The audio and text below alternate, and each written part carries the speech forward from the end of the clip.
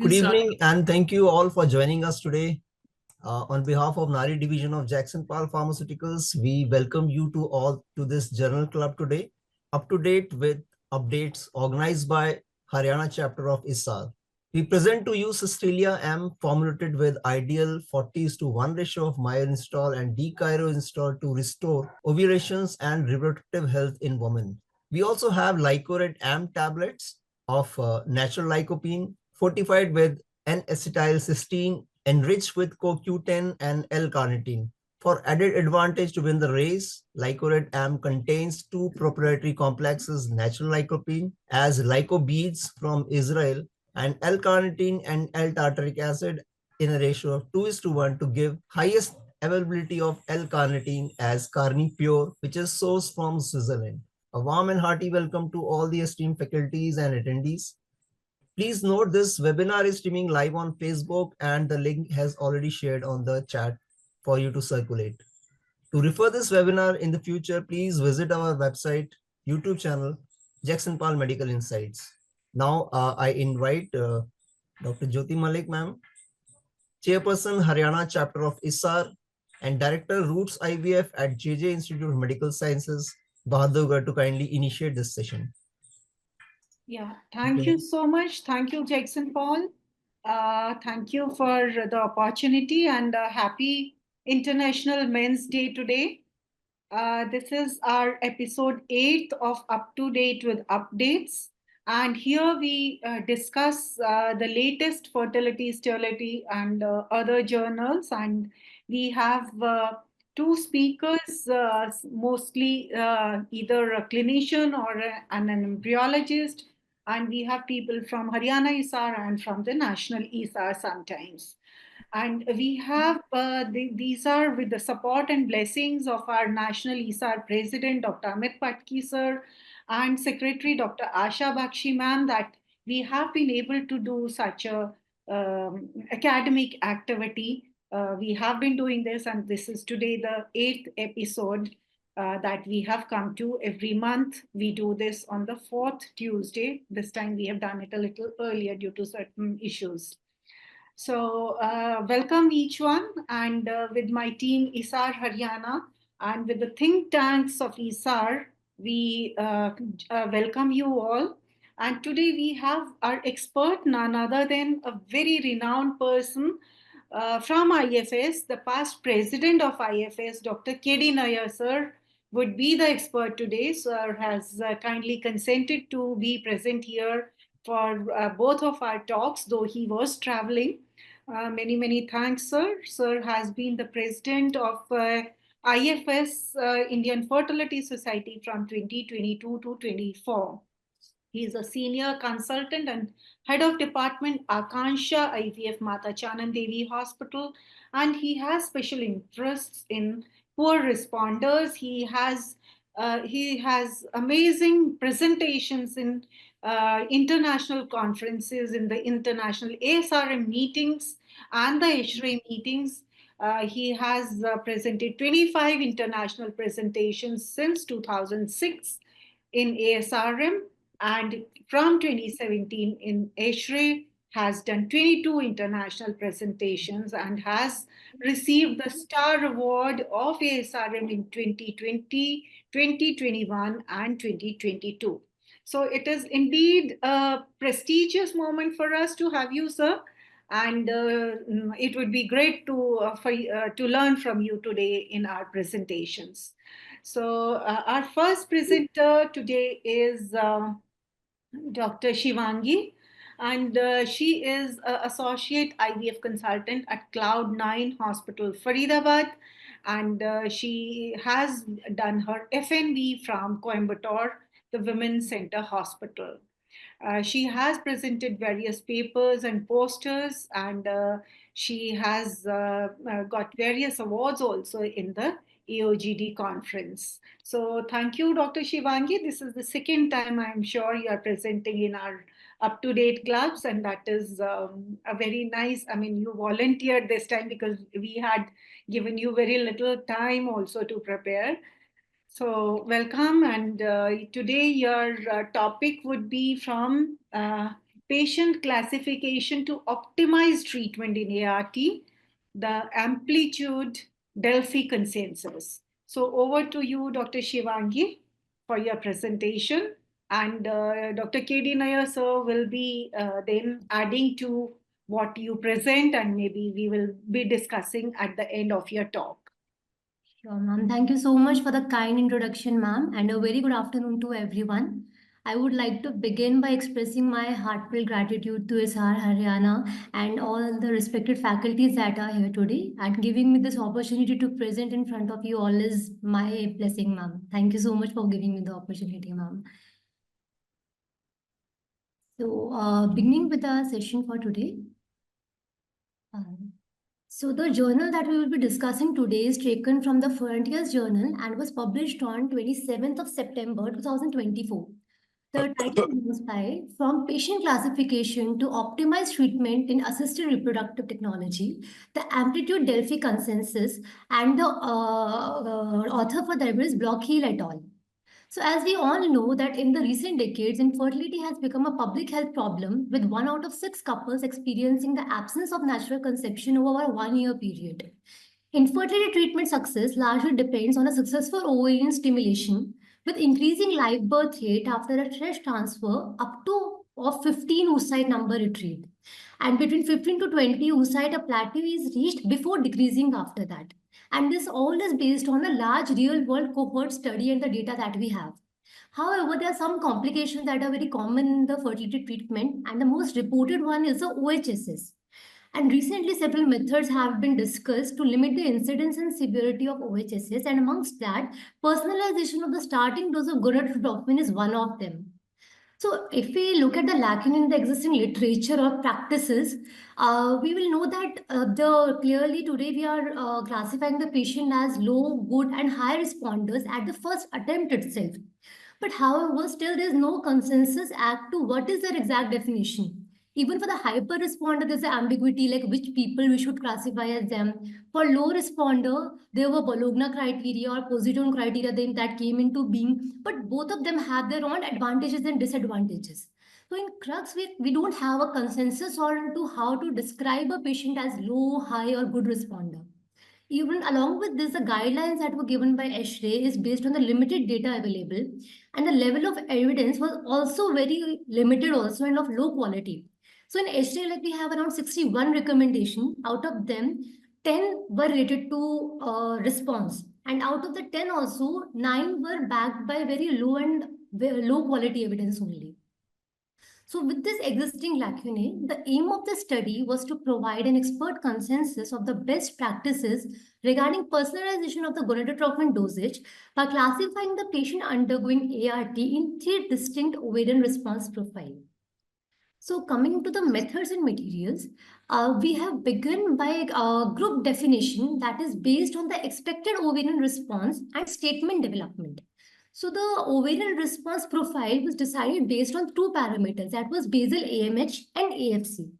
Low response profile were the patients with impaired ovarian reserve, normal response profile were patients with normal ovarian reserve, and high response profile were patients at the risk of ovarian hyperstimulation based on these 2 parameters. Following this, the classification, the next job was to devise the statements that we will be discussing in this.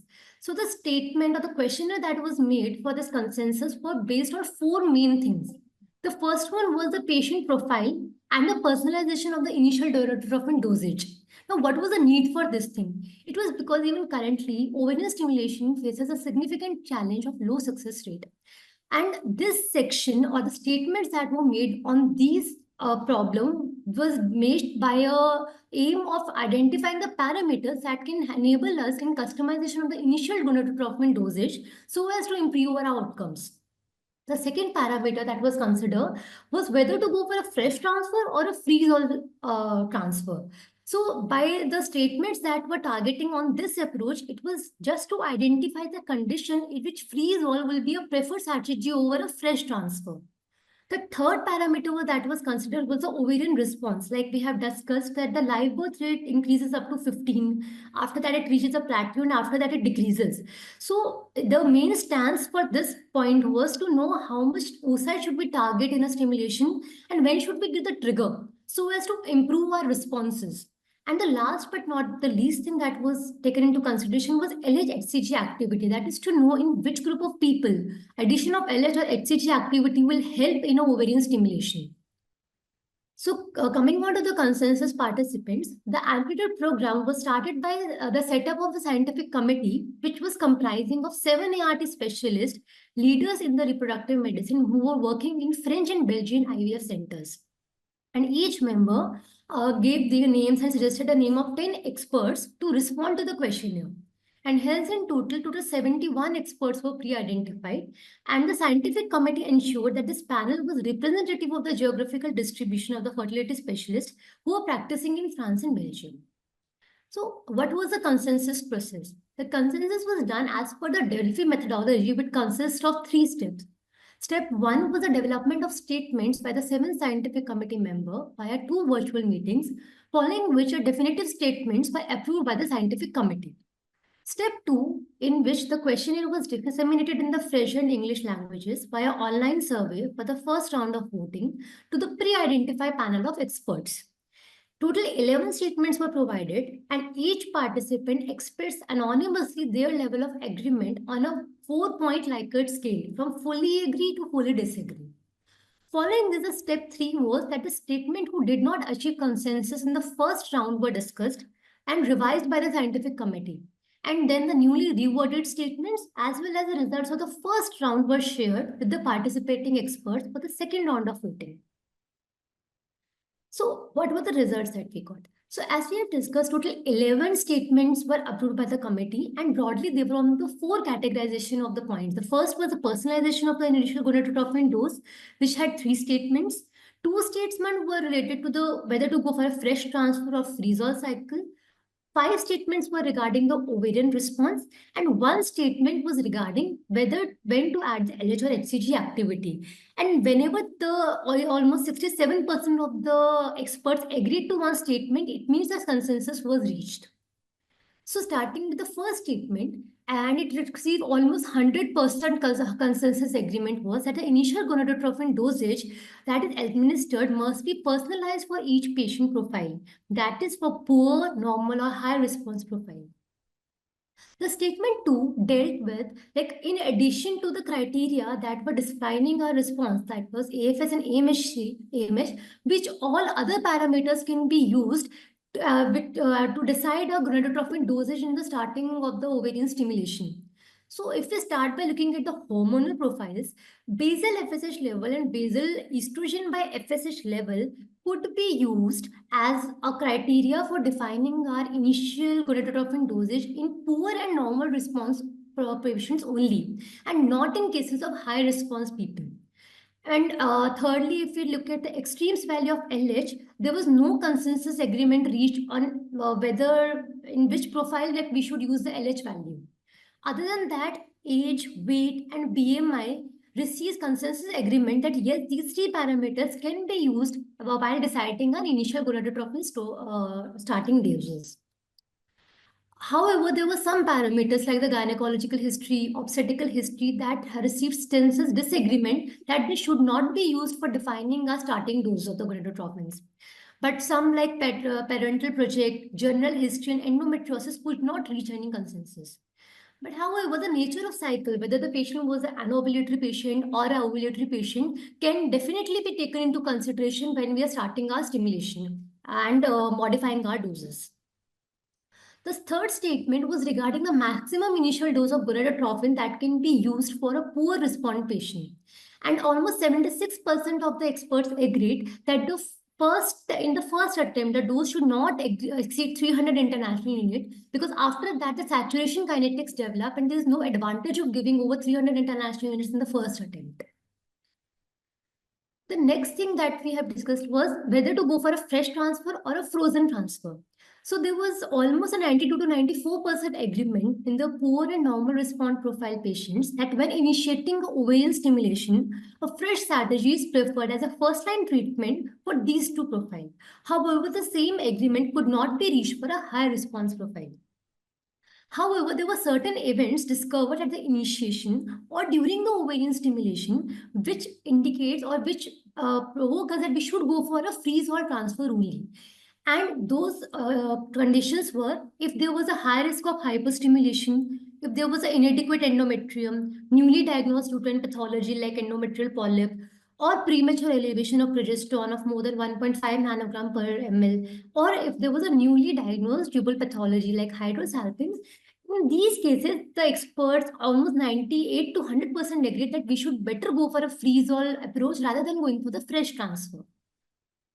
Coming on to the ovarian responses, almost 90% of the experts agreed that during the ovarian stimulation with an antagonist protocol in the fresh transfer cycle, we can give the trigger if more than 3 follicles are there which were measuring more than or equal to 17 millimeter. However, again, there was a discussion like when to use the GnRH agonist trigger. So 94 to 92% of the experts agreed that the GnRH agonist trigger should be given if there are more than or equal to 18 follicles which are more than 11 millimeter in size, or if the estradiol level are more than 5000 nanogram per ml. That is, if we are suspecting a higher or hyper response. In these cases, it is always better to go for GnRH agonist trigger if we are using an antagonist protocol. But one important thing was that a GnRH agonist trigger should systematically be followed by a freeze-all approach rather than going for a fresh transfer, which was agreed upon by 77% of the experts. Now, coming next to the statement 8, which was regarding the optimal oocyte target for ovarian stimulation.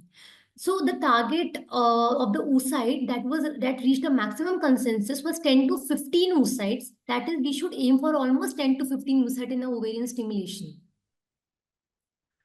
The statement 9, it was basically if we have a prior cycle in which the ovarian response was insufficient as compared to the expected response in the first attempt, how should we go about for the next cycle or for the subsequent cycle? So almost more than 92 to 93% of the experts agreed that the gonadotropin dosage should be increased in the subsequent cycle. However, there was no consensus regarding whether the gonadotropin should be replaced or not, because as we all know, both the recombinant as well as the human menopausal urine-derived gonadotropin, they all have equal efficacy. And hence, maybe this could be one of the reasons that the consensus was not reached on this thing. Other than that, whether to add another gonadotropin simultaneously or sequentially did not receive consensus agreement. In fact, there was a strong disagreement on this aspect. Also, in case of antagonist protocol that we have used in the first attempt, there was a strong disagreement that the protocol should be modified in the next cycle. But however, if we have used short or long agonist protocol in the first attempt, we can think of modifying the protocol in the next stimulation, especially in the patients with poor ovarian response and high ovarian response. But this is not there was no consensus regarding the patient with the normal response profile. The last thing was whether LH or HCG activity should be added, and almost 71 to 78% of the experts agreed that yes, we can add LH or HCG activity in patient with a poor or normal response profile. However, there were no agreement whether we should add it to the high response profile patients or not. The next statement was regarding if the ovarian response is excessive as compared to the expected response on the first attempt, then for a subsequent cycle, which all modifications we can do. So almost 90 to 94% of the experts agreed that for the normal and the high response profile, we should decrease the gonadotropin dosage. However, again, there was a strong disagreement regarding the replacement of the gonadotropin. And an antagonist protocol should be preferred in these cases also, and this was agreed upon by almost 100% of the experts for both normal and high response profile patients.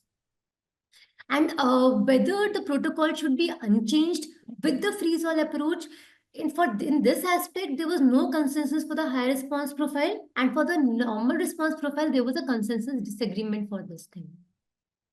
Coming on to the LH and HCG activity supplementation, so it was clearly disagreed upon the fact that all patient profiles should receive LH and HCG activity.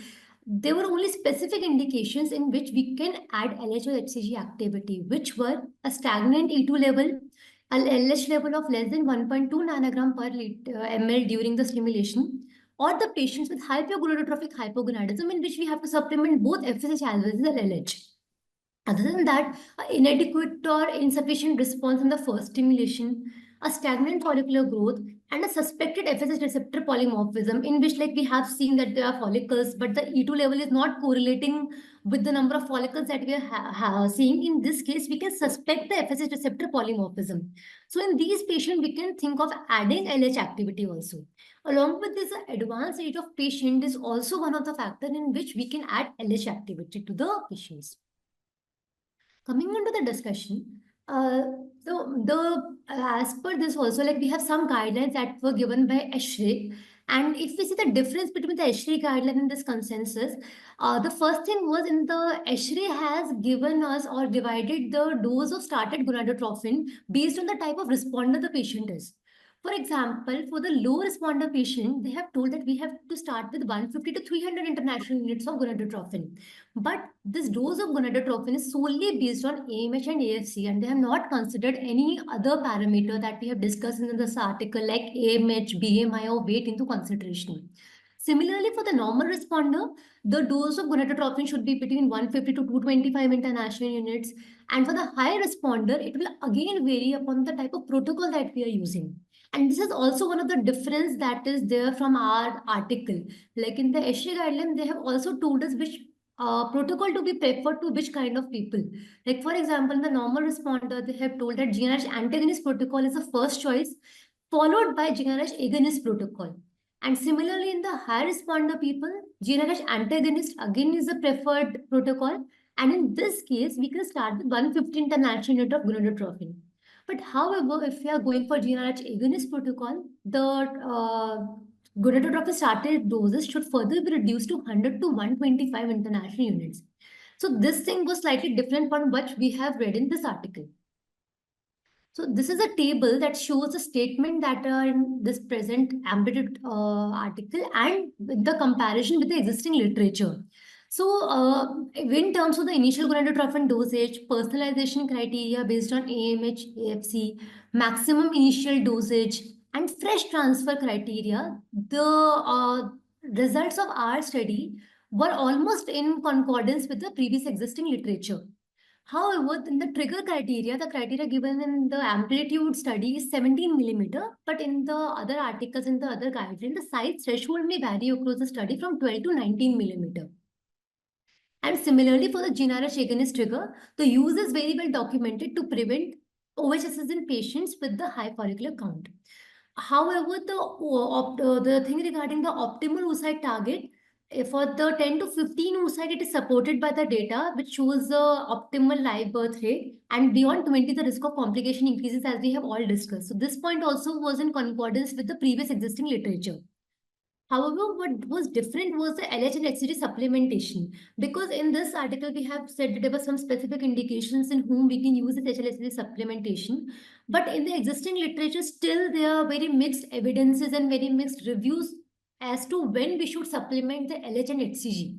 So this point further needs more studies and more large cohort studies to determine like whether we can use it or not. Coming on to the strengths of our study, the first was that the opinion of the healthcare professional from different territories with their own particular socio-economic background was included. And secondly, on the sub-analysis by country, there was no significant differences between the responses of healthcare professional from the France and those from the Belgium. Coming on to the limitations of the study, as we have discussed that the Delphi was conceived and designed by and for the Belgian and French health professionals and was not distributed on a wider scale to the experts from other countries. And secondly, like we have discussed in the ASHRAE, they have also told us a protocol which should be preferred in various type of responder. There was no such discussion or any emphasis on the type of protocol that is preferred in each type of responder in this study. So coming on to the conclusion, the AMPLITUDE consensus supports the importance of optimizing the ovarian stimulation protocol for the patients undergoing assisted reproductive technology treatment, and additional studies could complete these findings and guide fertility specialists in their daily practice to improve the ovarian stimulation outcomes. Thank you. Yeah, thank you so much, Dr. Shivangi. That was a very nice presentation. And I think now I would invite Dr. K.D. Nair, sir, for his comments. I Yes, must thank Dr. Shivangi for a very excellent narration of this consensus statement.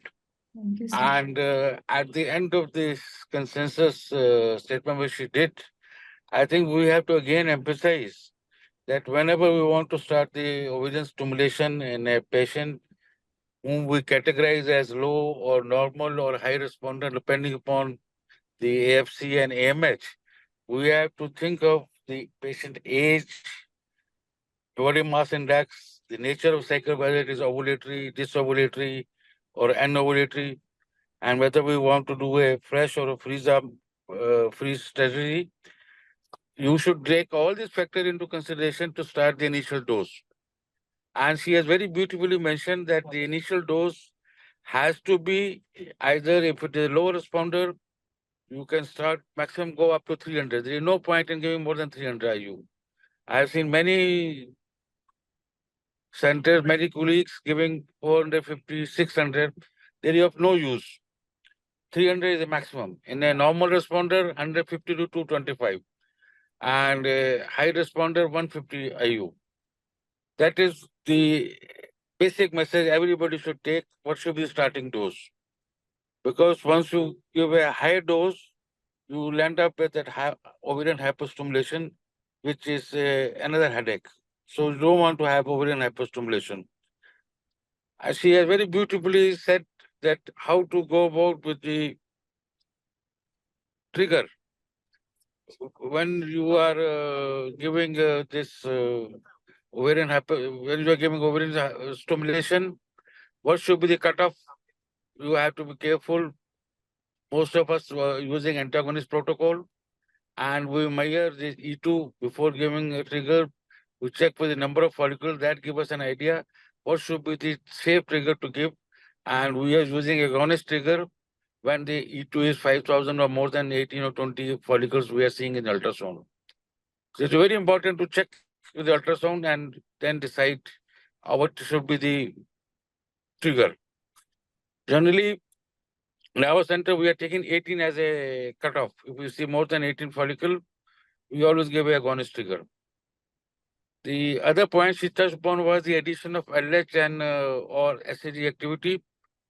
That was excellent. That if your patient have hypogonadotropic hypogonadism or a age of the patient is more than 35, or if the LH level at the start of stimulation is less than 1.2 milli IU, you have to add LH activity or some SAG activity. That has been very beautifully explained by her. I think overall, Dr. Shivangi has done an excellent job, and we are all going to have some take-home messages how to improve, how to implement it in our practice. The starting dose, the monitoring of this patient, the deciding of the trigger when the follicles are high, and when to add LH or SCG activity. This has been very beautifully explained. I congratulate Dr. Shivangi for this well-explained paper. Thank you so much, sir. Thank you, sir. Thank you, sir. Thank you for your comments, sir. That was extremely well illustrated even by Dr. Shivangi and well explained to you by to all participants that definitely we have to optimize the dose, because I think 150 to 300 we have to play between that dose only. We cannot, there is no point of going above 300. And basically if it is a normal responder, we may even go to 150, 225 at the most, and in the poor responder it is 300. So that is one thing which all we should all follow, because there's no point of increasing the dose. Secondly, as sir has suggested also about the trigger that we have to decide which trigger and what, depending on the either the E2 or the number of follicles. So should we be going by the number of follicles or E2, or it has to be a mixed decision, seeing both the things? How do you said you count the follicles more than 18? Yeah, generally we count the follicle. If more than 18, we go for agonist trigger. We don't like to take any risk. Okay. More than 18 follicle means it is all medium, small, and the optimum, the 18, 20 Yeah. follicles, total number. Yeah. The other thing Dr. Shivangi mentioned was very nice. That size of follicle. Size of follicle has to be 17 millimeter. Only then you give a trigger. Because when the size is 17 millimeter, you get a mature oocyte. If the size is smaller, you may not get a mature oocyte if you do a oocyte retrieval. So you have to give a trigger when the size of follicle is almost 17. Right. That is important. So you take 17 or do you go to 18, 20 mm? Because sometimes we feel we may not get enough M2 if it is around 16, 17. So do you wait till 18, 20 mm, or you what cutoff do you nearly take for your Generally, trigger? for me, when the size is 18 millimeter, the largest is 18, and other might be 17.5 or 17. We give a trigger. Okay, We don't perfect. wait. We don't like to go beyond 18. Right, sir. And so much talked about LH these days, that where we should be adding LH and from which day should we be adding LH? Should we start it from day one, or Yeah. should we add LH when there is stagnation in the growth of the follicles? You see, we had come out with the guidelines on poor revenue response. We are already launched it. Yes, In sir. the same guideline, we have mentioned that if you want to start LH, you better start from day 2 of the stimulation. That And gives you which particular cases, 1, 2, 3, 4, you say that LH should be started? day Like 2. Day 2 we start. day 2, and Yeah. which all cases, the poor responders, the elderly, and those with which particular categories you start from Like, you see, in? Dr. Shivangi has already mentioned hypogonadism. Hypogonadism. If the Right. LH level, initial LH level is less than 1.2 Point two. microliter IU, or if there is advanced age of the patient, all these factors, we give always LH or HCG activity.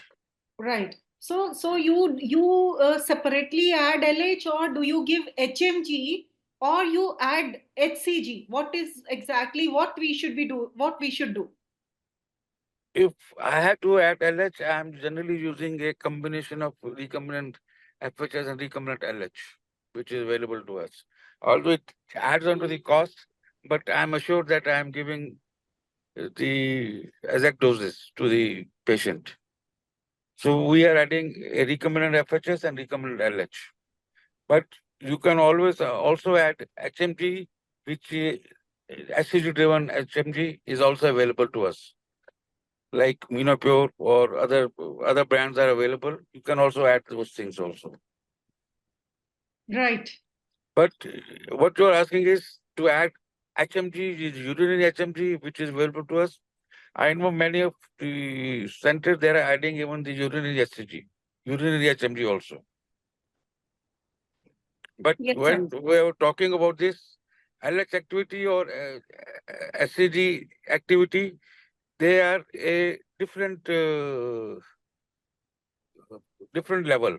This urinary HMG, which we have here in India, it doesn't have the HCG-driven activity. That is a problem. So you have to choose, you have to be very selective in the HMG which you are using. You have to selective. Right, sir.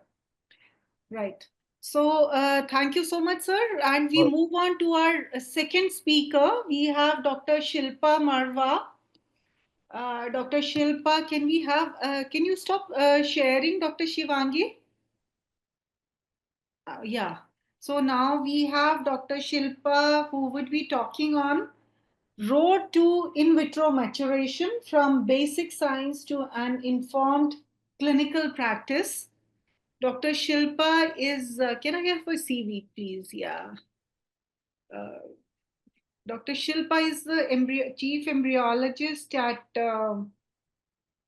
she's done her PhD clinical embryology, and she has done a lot of, she's been elected the vice chair of the Haryana chapter of ISAR, the embryology chapter, the embryology branch of the Haryana chapter. She's the vice chair, and she has contributed in a book on the practical management of infertility by JPs, and she has been a chief embryologist at Grace Fertility Gurgaon.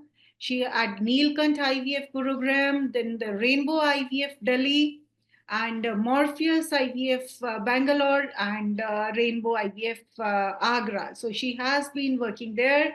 Presently, she is at Grace Fertility Gurugram.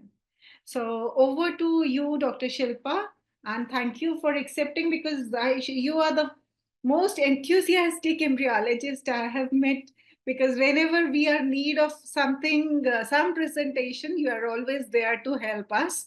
And thank you for kindly accepting it in such a hurry. Over to you. Thank you. Thank you so much for your kind words. And it's really very nice paper. I really love reading it. And thank you for giving me this opportunity to explain this paper. Even I learned a lot from this. We'll start again. So IVM is in vitro maturation. So what we do in an IVM, we take out the eggs at immature stage from small antral follicles, and we culture it till maturity under lab conditions. So early IVF attempts, however, they yield low success rate and obviously low embryo development. So now there are some high quality criterias available. So where we can directly compare IVM and conventional IVF cycles, but there are certain studies that says that with IVF, they reveal lower cumulative ongoing pregnancy and live birth rate for IVM because of the fewer available embryos for IVM cycles. In February, there was a ASHRAE Journal Club discussion, a recent article. They report that their experience with IVM in expected hyper responders compared to traditional ovarian stimulation for ICSI. And this was a retrospective study for age patients 18 to 36 years of age and with AMH more than 3.25 study. So they have done a study in patients from age 18 to 36 years with AMH more than 3.25, and they have done IVM in patients with hyperresponders. Obviously, AMH is more than 3.25, and they found a lower ongoing pregnancy rate with IVM compared to normal IVF cycle in whole cohort. And what they found is that efficiency gap decreased with an increase in AMH. So if the AMH goes above, the efficiency gap decreases, means it's become more efficient. And what is the benefit of IVM? So IVM reduces risk like ovarian hyperstimulation. Few hormonal medications reduce the side effects and cost. Ideal for high responders like PCOS patients and hormone sensitive patients. And it also improves patient experience with fewer clinical visits. Now, do we really need IVM? So this started with aim to have OHSS free clinic. There are certain advancements in our field that says that we can remove or reduce OHSS. Is like we people are doing antagonist short protocol in conjugation with agonist trigger, and we are doing freeze-all technologies. So these innovations have greatly reduced the incidence of OHSS, but the risk has not entirely been eradicated. With instance, necessitating hospitalization even after agonist trigger and even after absence of embryo transfer, there are certain incidents of hospitalization. So what IVM is for? So for whom this IVM technology is? So women with PCOS or higher AFC constitute almost about 15% of entire population. They receive IVF treatment. They stand to benefit the most from IVM.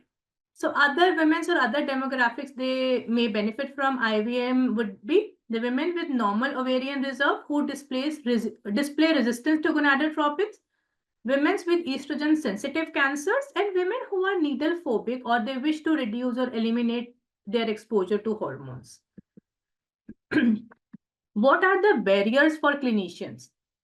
So oocyte retrieval from small antral follicles, they required specialized skills, complexities in selecting appropriate patients, and limited training and protocol standardization. what all are barriers for embryologists? So concerns over suboptimal oocyte maturation and blastulation rate, increased responsibility for embryology lab, and challenges in adjusting lab workflows, because there are certain other procedures going on in the lab. Apart from IVM, there are normal ovarian stimulation programs going on. So it is very challenging for embryologists to adjust lab workflows. How to increase IVM efficiency? Since we all know that IVM is not a very good protocol being normalized, used in all the clinics, because we don't have good fertilization rates and good pregnancy rates with IVM. So how can we increase IVM efficiency? So what happened in vivo is oocyte nuclear and cytoplasmic maturation are acquired in a stepwise fashion. However, both processes need to be synchronized to guarantee oocyte development. So both nuclear and cytoplasmic maturation should be synchronized. So what happened in vitro is, upon removal from follicles, the oocytes resume meiosis spontaneously due to decreased cyclic GMP and cyclic AMP concentrations. So this leads to mismatch between cytoplasmic and nuclear maturation, resulting in diminished oocyte development competence. So to address this, what all new techniques have been developed? The first one was the capacitation IVM.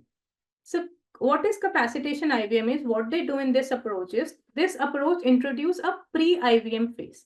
So during this phase, they halt the meiotic resumption for almost 24 hours after oocyte retrieval.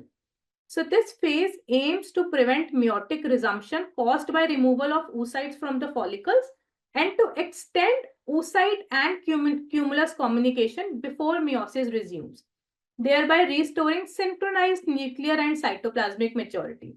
So what they do in this pre-IVM phase is, they halt, after retrieving oocytes from the follicles, a temporarily halt is created for meiotic resumption. So this halt basically gives more time to oocyte and cumulus communication, and thus they restore the synchronization that happened earlier in a normal IVM cycles, giving more time. So by restoring synchrony between nuclear and cytoplasmic maturation, capacitation IVM enhance oocyte competence, leading to improved fertilization rate, blastocyst formation, and clinical pregnancy outcomes. Studies have demonstrated that vitrified blastocysts derived from capacitated IVM exhibit euploidy rates that is comparable to naturally matured oocytes. An RCT revealed that development up to 24 months of age was comparable in children born after capacitation IVF compared to normal IVF. So next is ovarian support cell IVM. So this method co-cultures immature oocytes with ovarian support cells, generally derived from human-induced pluripotent stem cells. So they co-culture stem cells and ovarian support cells. So these cells stimulate the follicular environment, providing the biochemical and physical support necessary for oocyte maturation.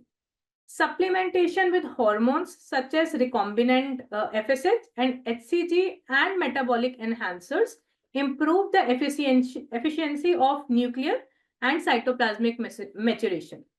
And this ovarian support IVM has been shown to improve oocyte maturation rates, blastulation rates, and epigenetic stability also. There are certain other innovative strategies focused on replicating in vivo condition more closely are dynamic temperature fluctuations to mimic changes in basal body temperature during ovulation and optimize oxygen tension. So this capacitation IVM generally use atmospheric oxygen of 20% for cumulus cell metabolism, while OSC IVM achieves better results with hypoxic conditions like 5% of oxygen. They use 5%. So coming to conclusion, IVM, while not a new procedure, has undergone significant advancement due to integration of cutting-edge research in clinical practice. It has emerged as a safer, less invasive, and more cost-effective alternate to conventional IVF. particularly benefiting OHSS hyperresponder patients who are at risk of OHSS. The satisfying outcomes observed in its clinical use highlights IVM potential to become a mainstream fertility treatment option. Future perspective, standardization and training. So establishing uniform terminology and standardized protocols for IVF, creating comprehensive training programs for clinicians and embryologists to improve proficiency in IVM techniques, advancing protocols, developing new dynamic IVM protocols to enhance success rates, exploring the use of IVM in IVG in vitro growth systems, particularly for ovarian tissue cryopreservation, which could significantly improve fertility preservation outcomes. And there are some policy and advocacy. The regulatory bodies should craft inclusive infertility policies to prioritize treatment enhancing women's physical and mental well-being, advocating for IVM as a patient-centered approach, reducing the emotional and financial burden of fertility treatments. So let's summarize the whole paper and whole PPTs. So normal ovarian stimulation IVF. So this was a retrospective study they have done. So normal ovarian stimulation IVF, they have higher overall pregnancy rate, the 1.5% OHSS risk, and the traditional approach. So in IVM, there is lower overall pregnancy rate, but the OHSS risk is 0, and it is an alternate for high AMH. So increasing if the patient has more AMH level of like more than 10 AMH, it is more efficient in patients with more AMH. So if the patient AMH is 10 or more than 10, so then IVM is a good procedure for them. So after this, why we should do IVM? Sorry. So IVM, definitely it's cost effective, almost no risk of OHSS, low clinic visit, and reduced medications.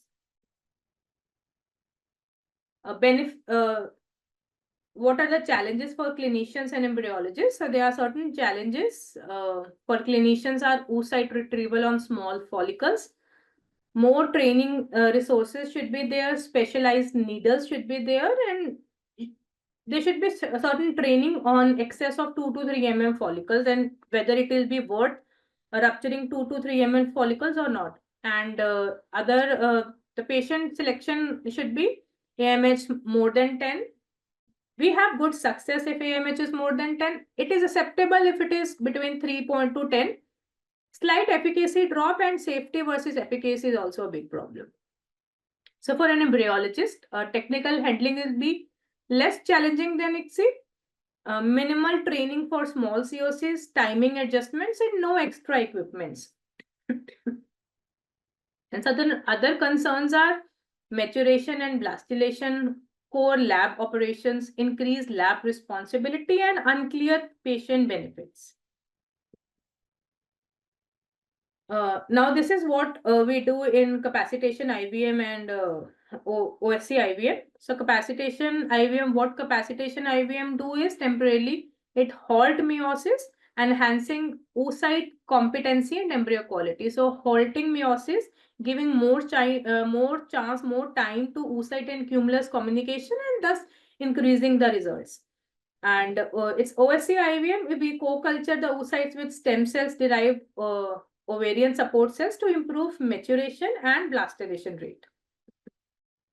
So what is conclusion and future perspective? So IVM revitalization, safer and more affordable IVF. Future potential, it enhance ovarian tissue cryopreservation. Next steps are standardized practice, disseminate protocols. We have to train clinicians, we have to train embryologists. Training is must, because without training, it's not easy to do any new procedure. And definitely regulatory focus should be there. We should prioritize women's well-being. Thank you so much for your kind listening. Should I stop? Yeah, thank you. Thank you, Dr. Shilpa. That was very, very concise and a new, even, I mean, something I also didn't know, that we have the this capacitation IVM, and then we have the OSC's IVM. So we just knew that there is something called IVM, and that we normally do in hyperstimulation, I mean, where we suspect hyperstimulation, OHS, to prevent that.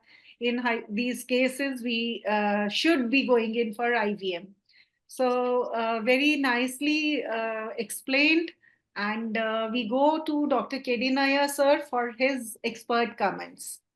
Thank you, Dr. Shilpa. It was a brilliant narration of IVM. As a clinician, my concept of IVM is only in theory, in vitro maturation. But what you explained, that 15% of our patients may need IVM. Patients who are PCOS, who are high responder with AMH more than 10 nanogram. This is the category of patient who need IVM. And we need to, you said very correctly, we need to retrain ourselves. We have to retrain ourselves to do a ovum pickup with smaller size follicle, enter follicle of size 5 millimeter to 8 millimeter. We should be able to pick up. So we should have a very good quality ultrasound machine and a good training of eye and hand coordination has to be there. So you can pick up the small follicles and give it to the embryologist to culture it further. And you explained very well about the capacitation IVM and oocyte sporting cell IVM, how to mature this oocyte which we take out to cause a halt in the meiosis so that the nuclear and cytoplasm synchrony develops. I read this paper which you were narrating. They say that in future we are going to see almost same percentage of result from IVM as we do in our normal ovarian stimulated IVF cycle. So I'm very sure the little bit of retraining on part of clinician, on part of the embryologist, who will be able to smaller oocytes, we should be able to help this 15% category of our patients who are at risk of OHSS. We have to do IVF without any single patient developing OHSS. That should be the aim. And I must again congratulate you on bringing out the facts so that people now start thinking about practicing, bringing this into their own practice, how to go about in IVM. Thank you very much. Thank you so much, sir.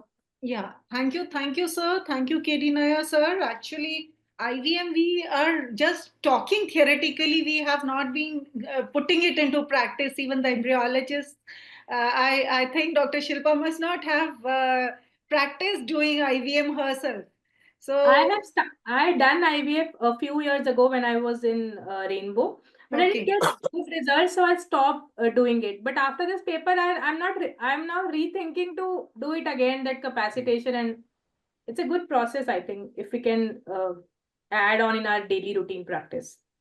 So could you, from your practical experience, Dr. Shilpa, that you have done in Rainbow, what is the which particular day till how many days we stimulate? What is the dose? What was done in those cases where you did IVM? Which were those cases? They were most probably the high responders, the patients with high AMH levels. And which particular, how many days did you give stimulation and then did the IVM? Anything you can add on from your practical understanding? So I was just doing my research on IVM. I just want to learn what actually IVM is and it's worth doing IVM or not.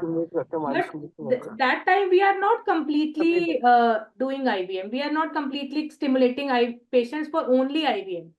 So I just took out GVs and I practice. I culture it for another day. I do ICSI. And plus I didn't get good blastocyst. The blastulation rate was very, very less, almost negligible. So I stopped doing it. But yes, it really initiated me to do it again. Yeah. So basically, I think that is the only issue where because we are not able to get good embryos when we are doing IVM. So that is, I think, the only limitation why it has not picked up. And maybe now more and more embryologists, once they understand it and they start doing it, will also start learning more as clinician, as fertility specialists. So thank you once again, Dr. Shivangi and Dr. Shilpa for presenting these two papers. And many thanks, Dr. K.D. Nair, sir, It was for my your pleasure. time. It is indeed always a pleasure to connect with you and to take messages from your practical knowledge and the immense knowledge that you have given to us even today with your practical tips. So I again thank our hosts, Jackson Paul, Dr. Deepika, and Dr. Amit. And I thank all the participants who have joined, though we have not joined in great number, but always in these up-to-dates, we have only people who are interested to, I mean, we don't have so many people attending it, but whoever they are people who are seriously wanting to learn or maybe to interact on the latest topics. So thank you once again, and we join again after a month with some two new articles. Till then, stay healthy, keep reading, and keep enjoying life. Thank you so much. And the recording will be on after about 2-3 days. So Okay. it'll come on our YouTube channel, Jackson Paul Medical Insights. Right. Let's just take you through two of our products, Cystelia M, the right combination of 40:1 ratio of myoinositol and D-chiroinositol. And the other one is our newly launched Lycored M tablets for male infertility. Our CSR initiative, that is My Sakhi. My Sakhi is a platform from where we are doing all our CSR programs, and we are also having some live interactive webinars for public awareness. So if you would like to join us in My Sakhi, do reach out. Thank you all very much. We see you again.